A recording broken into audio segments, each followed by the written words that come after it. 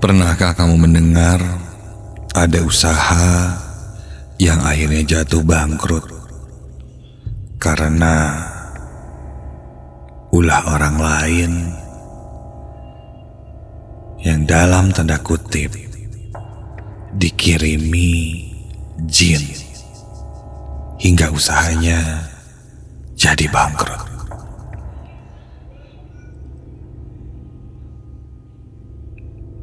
Dan itu pernah aku alami. Malam ini aku akan menceritakannya, pengalaman seramku ketika tempat usahaku dulu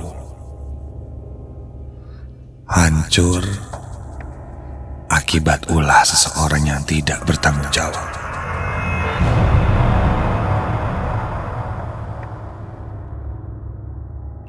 Membuat cara berpikirku berubah. Ternyata masih saja ada orang yang melakukan hal seperti itu untuk menghancurkan usaha orang lain. Saat itu aku bekerja dan membangun sebuah usaha online di bidang kuliner. Karena saat itu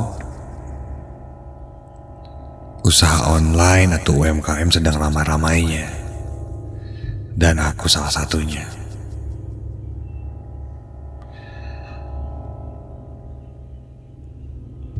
Di tengah perjalanan usahaku, beberapa kali aku menemukan hal yang cukup janggal.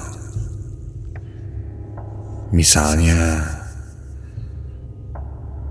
ada dua motor yang tiba-tiba saja mogok tanpa sebab, sehingga membuat pengiriman pasokan tidak lancar. Lalu ada salah satu karyawanku yang 3 hari berturut-turut disengat tawon. Kami pun mencium bau-bau aneh secara tiba-tiba, dan masih banyak lagi. Ketika itu, aku tidak pernah berpikir yang aneh-aneh sebenarnya. Tidak ada di pikiranku bahwa usahaku ini dikirimi jin atau apapun itulah. Sampai suatu hari, ketika aku berada di ruanganku, kulihat Ahmad, Adi, dan Yayan, tim produksiku, sedang duduk bersantai sambil ngopi. Mereka terlihat kelelahan. Aku pun menghampirinya. Ketika itu Adi mengeluh bahunya sakit sekali, berat dan pegal katanya. Karena aku cukup bisa untuk memijat, akhirnya aku pun coba untuk membantu Adi memijat bahunya. Ku pegang dan perlahan aku pijat bahunya, dan dia mulai merasa kesakitan. Adi bahkan sampai meringis kesakitan.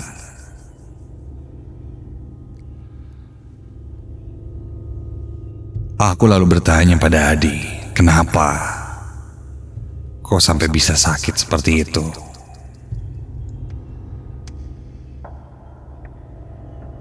Ku bilang,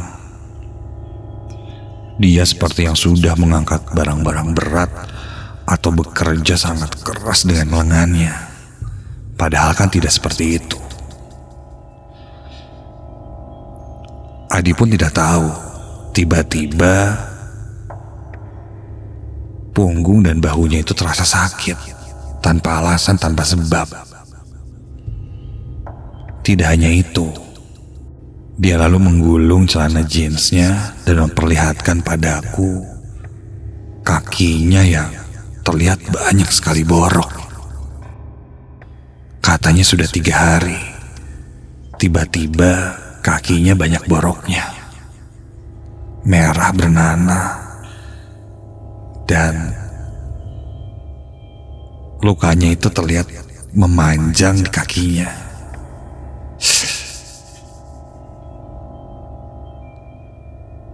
Tidak hanya itu, dia juga menunjukkan tangannya yang terlihat berbintik merah dan sangat gatal. Melihat itu, aku bergidik ngeri. Kok bisa ya? Sampai selain Adi, Ahmad pegawaiku juga bilang dia punya luka yang hampir sama di bawah betisnya. Sampai-sampai kesakitan kalau duduk. Intinya beberapa pegawai di tempatku bekerja tiba-tiba luka borok tanpa alasan, gatal-gatal sekujur tubuh. Mereka meminta aku untuk melaporkan ini ke atasan atau bos yang ada di atasku. Mereka curiga air yang ada di kantor ini kualitasnya tidak baik, sehingga membuat gatal-gatal.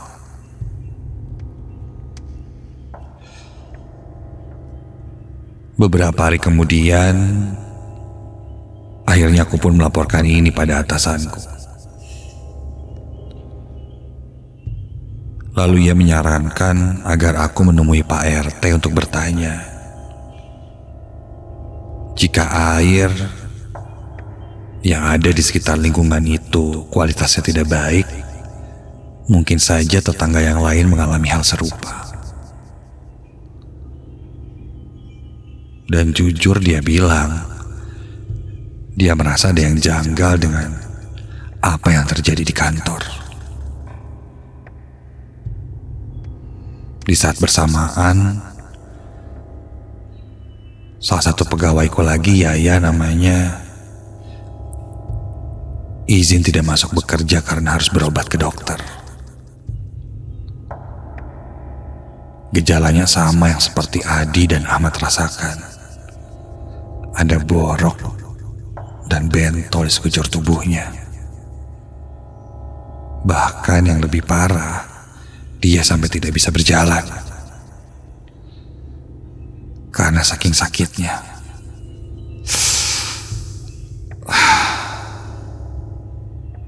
Sampai di kantor, kulihat Ahmad dan Adi sedang meringkuk. Mereka berkata kondisinya semakin parah. Kulihat lukanya melebar dan mulai bernanah. Buru-buru aku pun bertanya ke Pak RT mengenai air yang ada di sekitar lingkungan itu. Aku tanyakan lewat pesan singkat, menghubungi Pak RT dan membuat janji untuk bertemu. Malam itu pun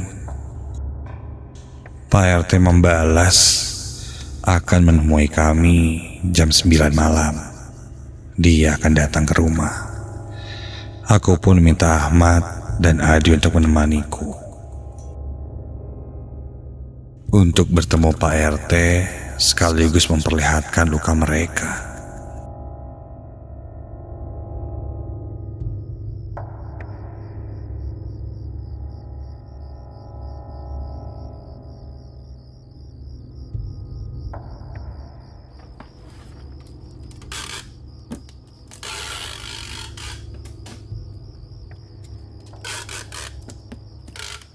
Waktu pun berlalu. Kulihat jam sudah menunjukkan jam 7 lewat malam hari. Aku dan Adi sedang membungkus pesanan yang disiapkan dikirim untuk besok. Sedangkan Ahmad sedang menyapu di area dapur. Ketika aku sedang menghitung jumlah paket, tiba-tiba terdengar suara teriakan dari arah belakang.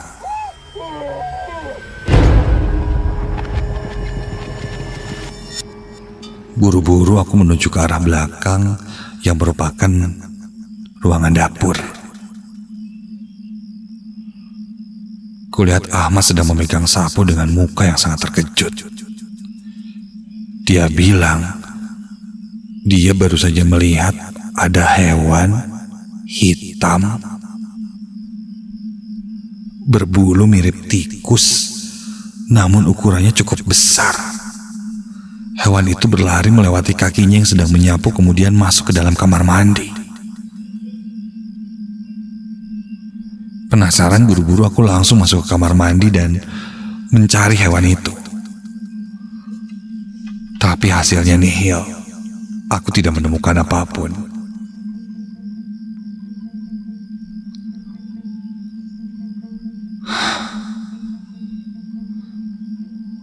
Ahmad dengan jelas dan tegas bilang bahwa hewan itu masuk ke kamar mandi.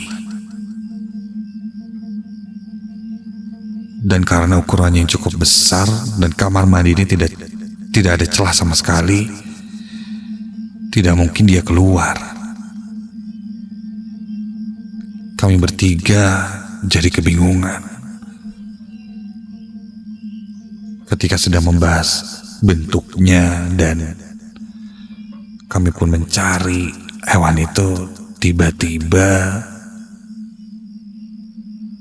ada suara keras yang mengagetkan kami.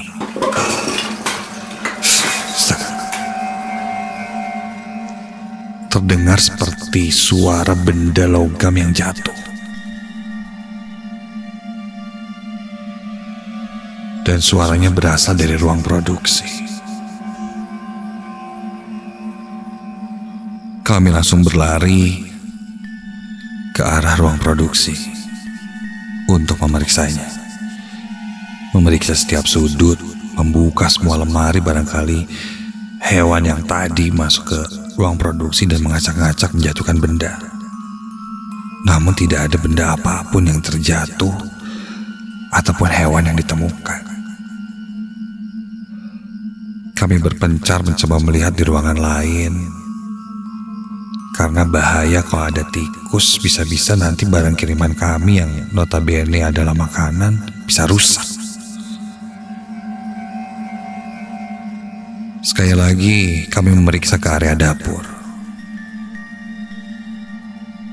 tapi tetap tidak menemukan apa-apa. Sekilas tercium bau pesing yang sangat menyengat. Ditambah tiba-tiba suasana di tempat kami berada itu menjadi sangat dingin. Tidak ada angin, bahkan AC, tapi terasa sangat dingin. Kami pun mulai gelisah. Adi dan Ahmad berkomat kami membaca doa. Awalnya aku ragu, namun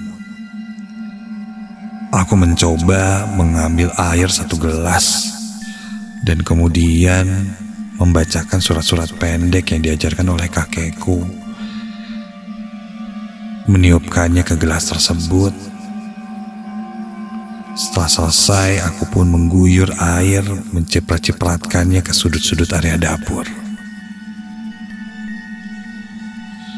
Seketika bulu kuduku saat itu merinding.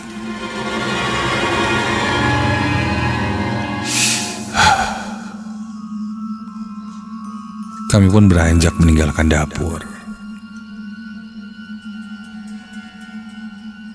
Waktu sudah lewat jam 9 malam, Pak RT yang berjanji menemui kami tidak kunjung datang.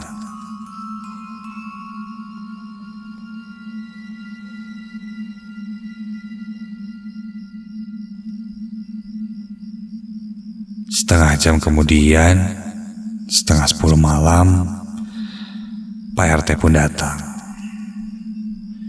Tanpa berlama-lama, aku langsung coba jelaskan apa yang dialami teman-temanku. Lalu bertanya pada Pak RT soal kualitas air yang ada di lingkungan kita. Dan apa tetangga atau warga yang lain juga mengalaminya.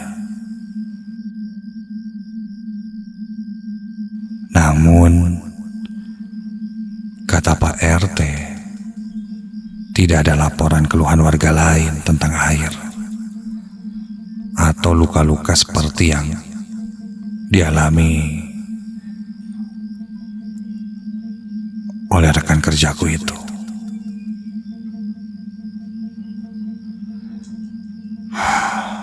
Sudah cukup jelas menurutku bahwa ini tidak bersumber dari air. Lalu apa? Tak lama Pak RT pun pamit dan akan coba untuk mencari tahu lagi. Jika saja ada yang terlewat atau ada warga lain yang juga mengalaminya, dan sekaligus akan ngecek juga tentang kondisi air di lingkungan kita.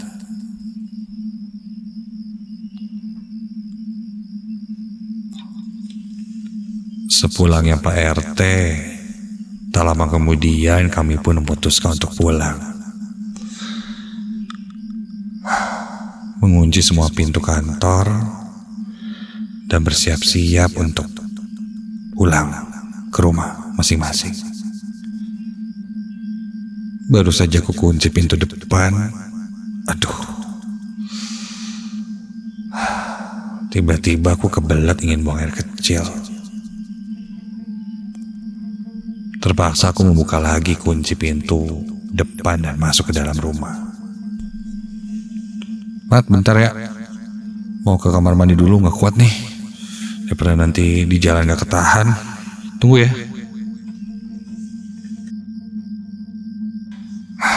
Aku pun masuk ke kamar mandi yang ada di sebelah dapur. Aku nyalakan kembali lampu-lampu yang sudah kumatikan. Aku berjalan menuju ke arah kamar mandi, melewati ruang dapur dan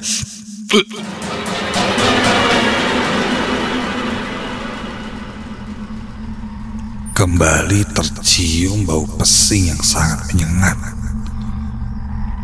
Aku menutup hidungku dan sampailah aku di depan pintu kamar mandi. Pintu kamar mandi saat itu dalam keadaan tertutup. Bau pesing menyengat dari arah pintu kamar mandi.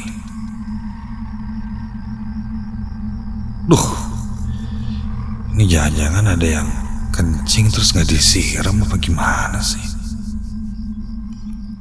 Aku pun lalu membuka pintu kamar mandi itu.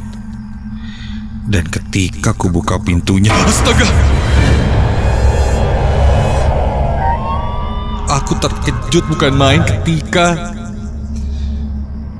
ku buka pintu kamar mandi dan kulihat di dalam kamar mandi, di sudutnya, satu makhluk seukuran manusia yang sedang meringkuk. Mulutnya panjang seperti tikus dan bergigi runcing. Tubuhnya ditutupi bulu tipis berwarna hitam. Badannya bergetar seperti menahan sakit. Kulihat tengah tubuhnya dari atas sampai badan melepuh dan mengelupas. Dia menatapku dengan tatapan sangat marah dan menggeram, lalu berkata, "Wawanianan siang lawan aing." Kulihat sosok itu langsung bangkit berdiri sehingga terlihat sangat tinggi dan mencoba menerkamku.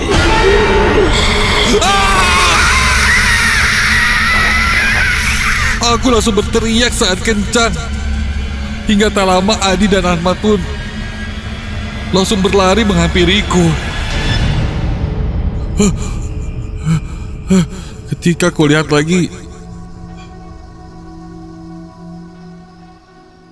sosok itu hilang.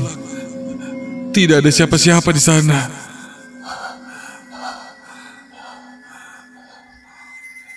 Kami pun langsung bergegas pergi dari kantor.